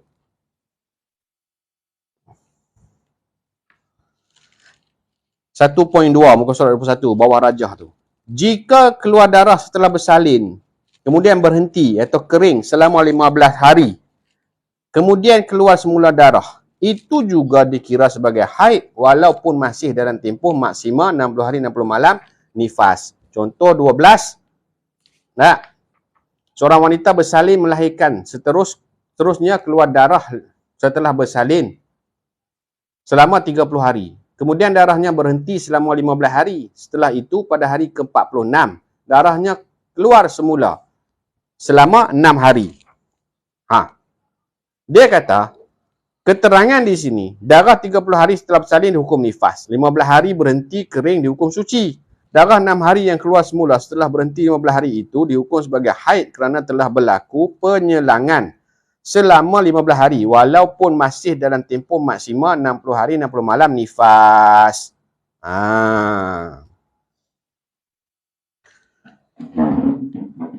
Dalam contoh ni pula, nak,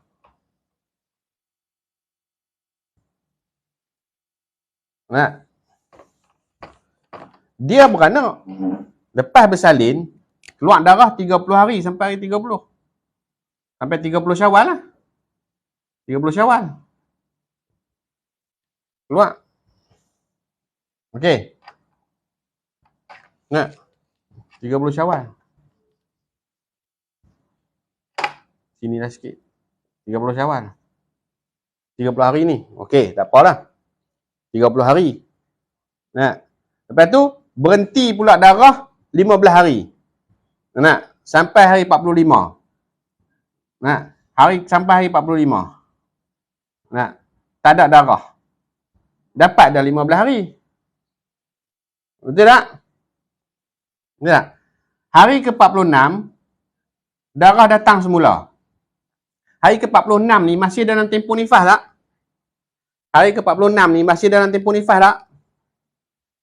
Hari ke-46 tu masih dalam tempoh nifas tak? Kerana cerita hari ke-46. Hari ke-46 masih dalam tempoh nifas tak? Ya, jawapannya masih lah. Pasal tempoh nifas kan 60 hari. Kalau 46 tu masih dalam 60 hari. Okey. Cuma, boleh tak dihukum sebagai nifas? Tadi keluar dah 30 hari. Darah. Dihukum sebagai nifas. Daripada start bersalin, sampai 30 hari. Nifas lah.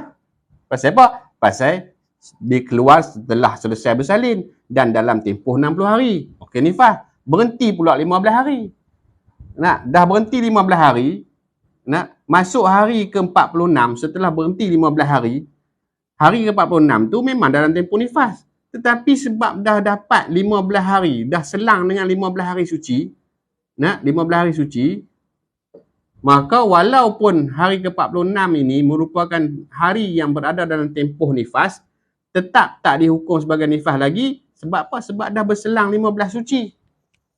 Walau dalam tempoh nifas. Maka dikira sebagai haid di dalam tempoh nifas. Pasal apa? Telah berlaku suci, suci 15 hari di dalam tempoh nifas. Nah, jelas dulu yang tu. Yang kedua, muka surat 22, bawah rajah, contoh 12 tu. Suci antara nifas dan haid setelah habis tempoh maksima nifas. Berhenti darah setelah habis tempoh maksima 60 hari 60 malam nifas walaupun seketika, sekejap sahaja, kemudian keluar semula darah, maka darah yang keluar semula itu dikira sebagai haid jika menepati syarat-syarat haid 24 jam atau sehari semalam. Contoh 13. Seorang wanita setelah bersalin, yang ini melahirkan, dia keluar darah selama 59 hari. Kemudian berhenti, kering, darah 2 hari dan keluar semula darah 6 hari. 59 hari setelah bersalin dihukum sebagai nifas, 2 hari berhenti darah dihukum suci, 6 hari keluar darah setelahnya, setelah berhenti 2 hari dihukum sebagai haid kerana telah keluar dari tempoh maksima nifas, 60 hari 60 malam. Dalam kes ini pula, suci antara nifas dan haid di luar tempoh nifas. Tadi yang sebelum ni, suci antara nifas dan haid dalam tempoh nifas. Sekarang ni, 1 sampai 60. Ada? Tadi yang duduk dalam 1 sampai 60 ni. Tapi disebabkan ada 15 hari berselang, walau dalam tempoh 60 hari nifas, tak dihukum nifas lagi. Pasal apa? Dah dapat 15 hari suci. Bila dah dapat 15 hari suci, walau dalam 60 hari tempoh nifas, tak dihukum nifas lagi. Dihukum sebagai haid. Sekarang ni nak cerita suci antara nifas dengan haid luar tempoh nifas. Luar tempoh nifas. Contoh di sini, dia lepas bersalin keluar darah sampai 59 hari. Sampai 59 hari. 59 hari. Lepas tu, hari ke-60 tak ada. Hari ke-60 tak ada. 61 tak ada. 62 darah semula. Okey. 62 darah semula. Darah dia berapa hari? Darah dia ada 6 hari. 6 hari. 6 hari 62 sampai 69 lah. Kalau nak ikut kiraan. Okey.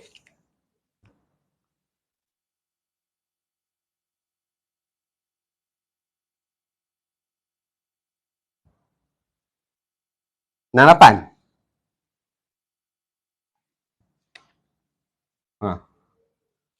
Tak, 6 hari. Okey. Okey. Maka keluar semula darah ni dalam tempoh nifas tak? Tidak.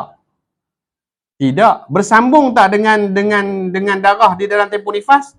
Juga tidak. Bila tidak bersambung, maka walau berhenti baru 2 hari, dah dikira haid semula.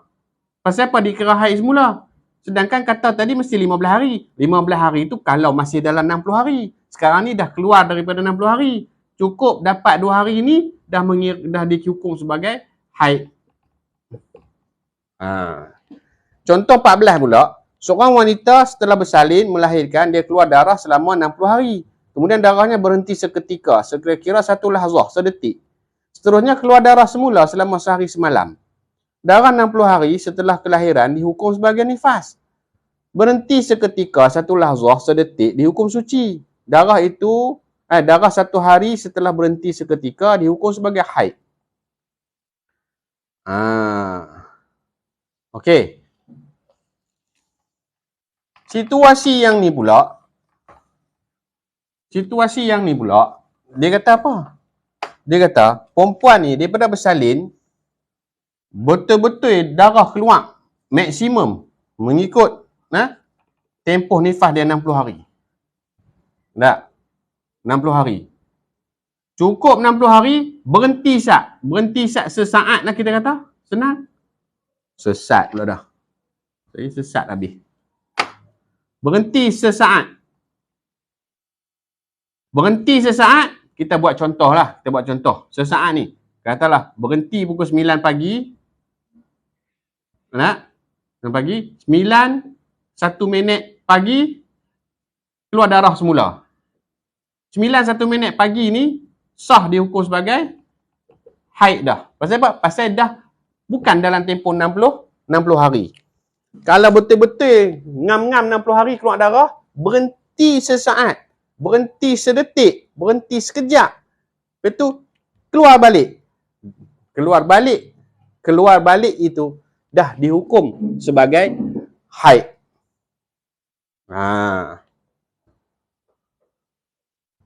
Okey. Macam mana nak detect berhenti sesaat tu?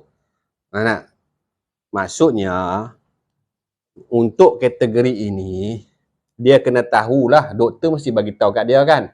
Okey, bila dah keluar, mesti ada tanda kan. Mesti ada bagi tahu doktor lah. Yang ni kita tak boleh nak check secara pasti. Kita cuma bergantung kepada doktor, laporan doktor. Dicatat bahawasanya bayi itu lahir pada 1 hari bulan. Jam 8 pagi. Jam 8 pagi. Buana 1 hari bulan jam 8 pagi. 2 hari bulan 8 pagi baru sehari. Ni nak cerita pendetailan. Jadi hari ke-60 tu maksudnya 30 hari bulan 8 pagi. Nak detect 1 detik, satu apa dia kata tadi? Macam mana nak detect sesaat tu? Okey, sesaat tu contohnya dia dah nifas sampai hari ke-60 ni. Okey. Katalah dia berhenti darah pada hari ke-60, last hari ke-60 mestilah tak boleh lebih 8 pagi. Okey. Katalah pada pukul 7.59 untuk hari terakhir ni, penghujung hari terakhir 7.59 pagi, dia cek betul-betul tak ada darah. Cek tak ada darah. Cek itu mestilah dengan kaedah kita periksa tu, cangkung, ambil cotton bud, masuk sikit, sekadar seruah jari, tengok tak ada darah, bersih. Elok je cotton bud tu, kekal putih. Okey. Maka nak dikira berhenti. Diorang tengok 8 pagi 8:01 minit pagi, keluar darah balik. 8:01 minit pagi ni, haid dah. Nak? Konteks sesaat dalam praktikal tak ada lah. Dalam praktikal tak berlaku lah kot. Ni dalam teori lah. Tapi kalau nak berlaku praktikal juga, ngam-ngam 8 pagi dia cek, fardu takdir rezeki dia berhenti darah. Berhenti darah. Bila dia cek-cek tak ada darah. Okey. Tak ada darah. Lepas tu, dia cek kali kedua. Untuk nak cek, 8 pagi dia cek. Agak-agak untuk dia buat, dia cek faraj dia. Untuk dia cek faraj dia. Okey. Agak-agak makan masa berapa saat? Kita katalah paling cepat 5 saat. Ambil cotton bud, cangkung, cek, tengok, habis. Buang cotton bud, ambil cotton bud baru, cek lagi sekali, ada pula. Tadi cek tak ada. Cek lagi sekali, ada pula. Ada pula tu dah makan berapa saat dah. Maka itu dah dikira haid pula. Boleh faham tak? Pada praktikalnya memang tak berlaku lah. Berhenti selahzah tu. Jarang berlaku lah. Faham gitulah. Boleh faham lah. Jelas tak? Pada praktikal memang susah lah nak berlaku begitu. Tapi pada teorinya, kita nak ceritakan kata membolehkan dihukumkan sebagai haid, walau dah berhenti sesaat pun. Macam tu lah. Apa lagi kalau 5 saat, 10 saat, 20 saat. Okey, last penutup malam ni, muka surat 24. Peringatan mesra. Takat ni jelas tak? Baca penutup ni terus tutup. Habis je penutup, terus tutup. Jelas tak takat ni? Apa dia nifas, macam mana yang dihukum nifas, apa yang berlaku kalau nak dihukum nifas, macam mana yang dikatakan darah tapi tak dihukum nifas. Kalau dah beranak dalam tempoh nifas, macam mana nak tahu tempoh nifas, macam mana nak tahu dihukum sebagai nifas dalam tempoh nifas, suci antara nifas dengan haid dalam tempoh nifas, suci antara nifas dan haid di luar tempoh nifas.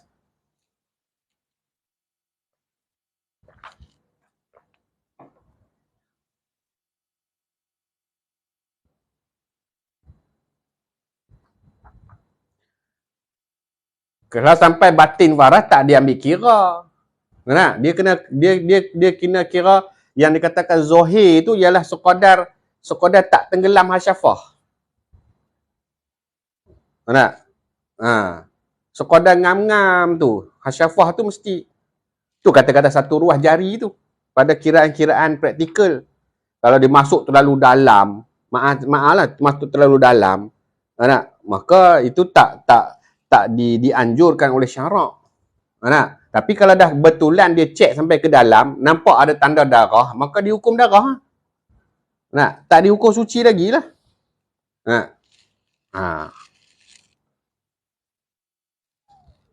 Boleh?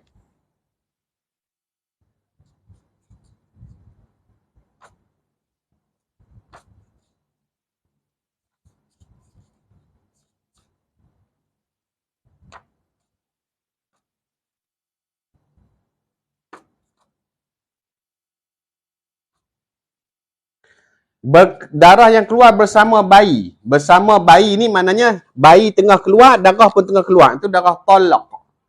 Bukan nifas lagi. Okey? Kalau soalan ni bersama. Bersama ni maknanya serentak lah. Bayi tengah keluar, darah pun keluar. Belum nifas. Nak tahu nifas, tunggu bayi tu habis keluar. Darah yang keluar setelah bayi dah keluar, tadi bersama dengan bayi tu, darah keluar. Tu tak panggil nifas lagi. Bayi habis dah. Habis dah bayi pun, bayi keluar. Darah yang keluar setelah bayi tu keluar, baru panggil nifas. Baik. Saya nak tanya, adakah cara nak cek dah istihadah sama kaedah dengan haid? Contohnya pukul 12 PM nampak darah. Mula-mula turun di kain. Pada pad. Tengok semula pakai pad. Okey. Pukul 12 keluar, dia pakai pad. Tengok semula pada pukul 2 di pad tiada darah. Saya pun cek Saya pun wuduk cara biasa, solat tanpa cek dengan kapas. Tak, pukul 6 petang, kemudian nampak semua turun di pad. Adakah istihadah juga perlu cek? Ayalah pasal nak sahkan. Nak sahkan kena cek juga. Nak pastikan betul-betul tak ada darah. Kalau kita tak cek, rupanya darah masih ada, haram kita solat. Okey, faham dulu.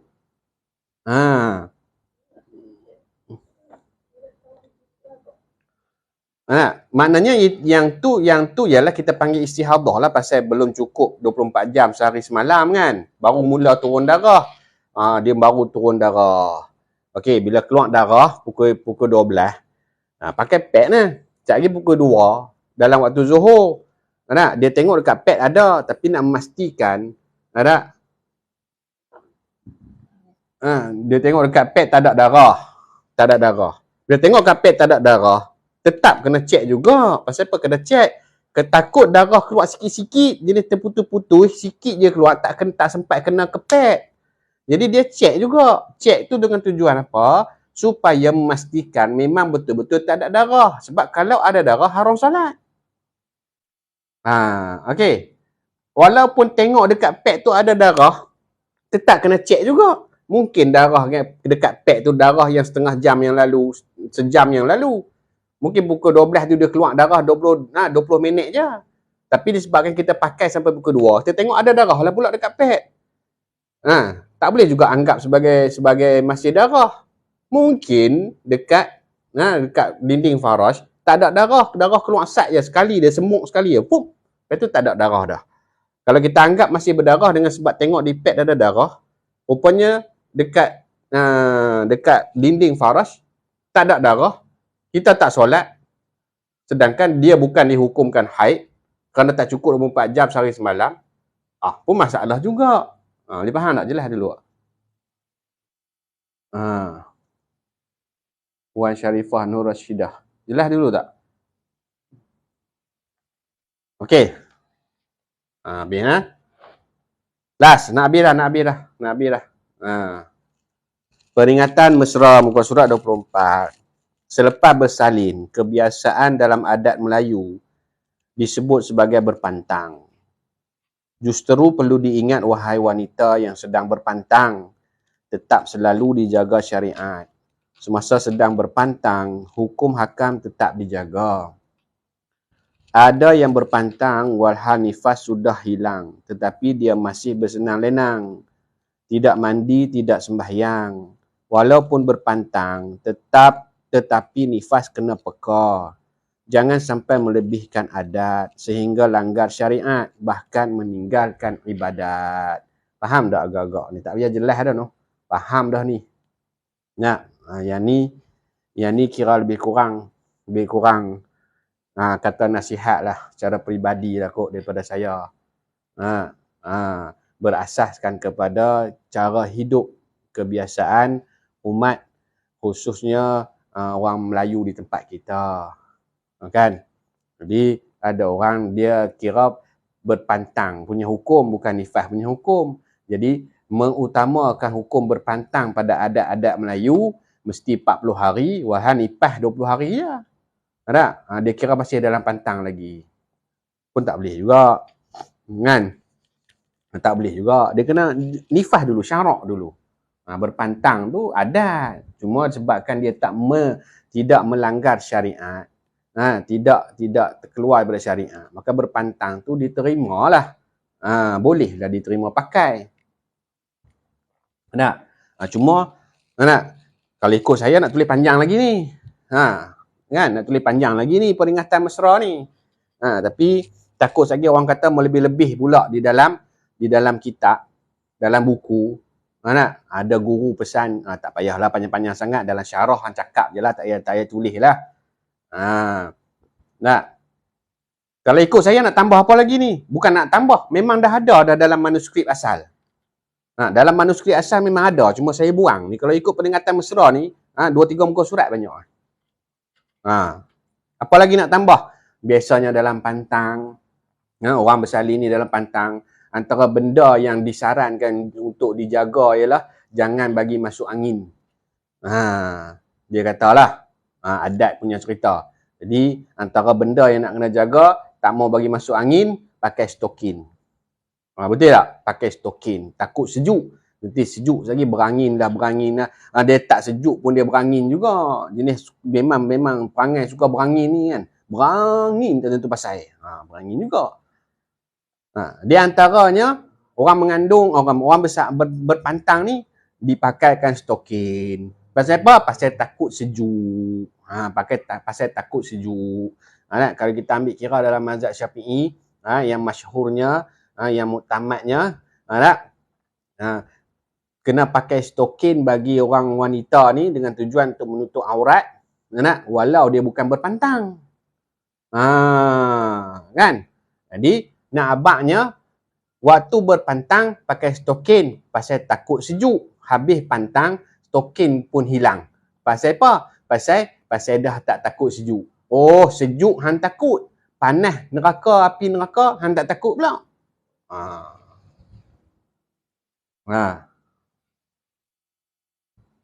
Nak waktu pantang punyaklah pakai stokin, maknanya tutuplah aurat bahagian stokin, bahagian kaki tu. Tapi pasal apa? Pasal takut sejuk. Habis berpantang, habis berpantang, stokin pun hilang. Sejuk takut. Api tak takut. Faham tak tu?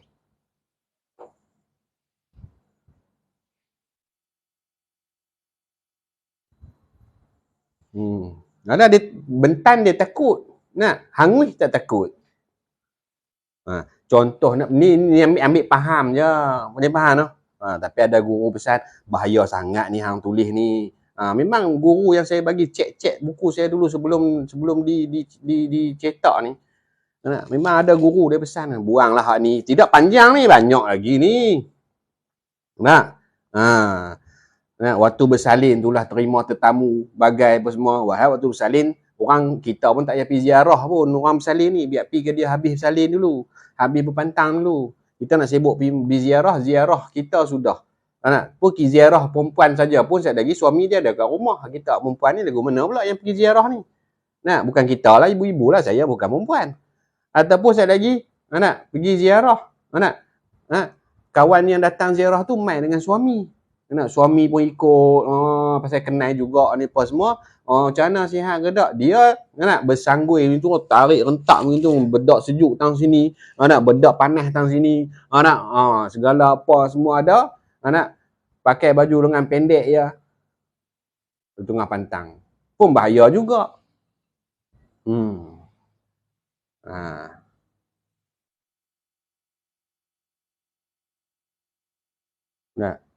Tak payah panjang kan. Kalau sembang lagi tak habis lagi, cukup lah. Siapa nak manuskrip asal, tak payahlah buat sakit hati baca lagi. Panjang sangat. Habis, wallahualam. Cukup pada tu dulu.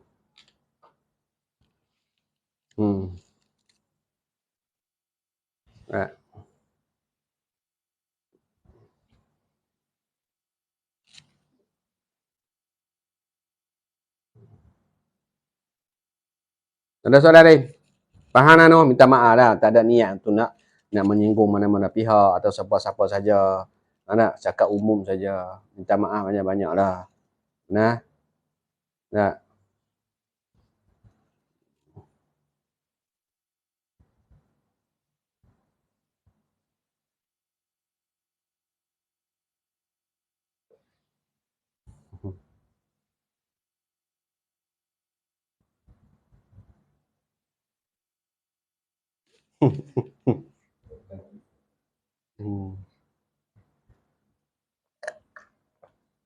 Agak-agak faham lah. Dia abang apa dia kata,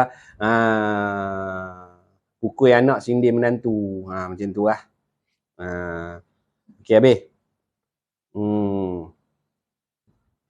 Minta maaf banyak-banyak lah. Bukan nak menyinggung lah. Peringatan. Kalau benda tu pernah berlaku pada diri kita sendiri, mudah-mudahan, betul lah ni aku ni pernah buat dulu. Allahu Akbar, ya Allah ampunkanlah aku, ya Allah, dengan kejahilan aku, dengan kesilapan aku, kelalaian aku. Dulu aku buat macam ni, waktu aku pantang begini-gini, aku minta ampun, ya Allah, maafkan aku. Macam tu je lah.